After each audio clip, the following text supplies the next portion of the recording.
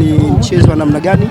Mlionekana kuingia katika kipindi cha kwanza mkiwa mnacheza vizuri na kuweza kuruhusu bao. Nini pengine sasa kilipelekea kipindi cha pili mkapoteza na kuruhusu goli na mkapoteza mchezo? Kwanza nashukuru Mwenyezi Mungu mchezo umeisha salama. La pili kwanza ni wapongeze wachezaji wangu.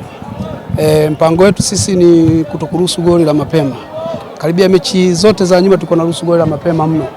Lakini tulijaribu kuwajenga kisaikolojia na karibia wiki nzima tulikuwa tunafanya kazi hiyo kwa ajili ya kuimarisha ulinzi. Na hiyo itaweza kutekeleza mpaka tunaenda kipindi cha kwanza ikawa bila. Tumefunga goli kipindi cha pili ni kutokana na jinsi kabla zidi kwenda walizidi kuchoka. Kwa yote ni matokeo, lakini kwa sio mpango wetu kulingana na nafasi hapo tuko nayo. Tulikuwa tunahitaji sana hizo pointi tatu, angalau tukikosa tatu basi tupate hata moja. Kwa plani yenu pengine kwa sasa kuelekea michezo inayofuata ni nini? Plani yetu kwa sasa ni kila mchezo kwetu ni finali. Lazima tushinde na lengo la KMC, malengo ya KMC lazima tusalie ligi kuu. Hiyo ndio malengo.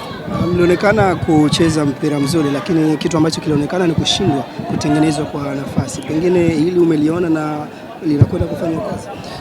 Tuenda kulifanyia kazi na sio mtu tumetengeneza nafasi nyingi kwa sababu sisi tulikuwa na kabia chini, lakini leo tukipata ni kusombea kwa counter attack na tumepata counter attack karibia zaidi ya 3. Yote kwa yote sema mchezo umesha salama, ni wapongeze wachezaji.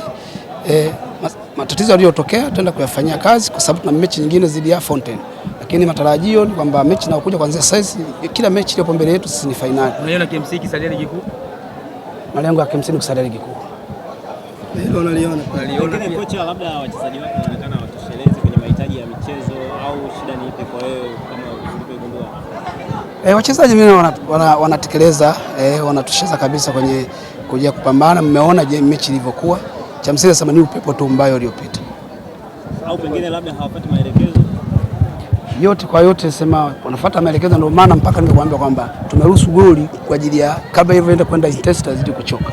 Lakini ingekuwa otherwise mimi nawapongeza kwa sababu mpaka dakika half time kipindi cha kwanza tumeenda bila. Nilikuwa sema Yanga na timu wachezaji wazuri, ina bora, kuna sio tambua bora wa Yanga kwa hata wachezaji ambao wako nao, lakini tumeweza ku maintain pressure mpaka tunaenda kipindi cha kwanza ikawa bila.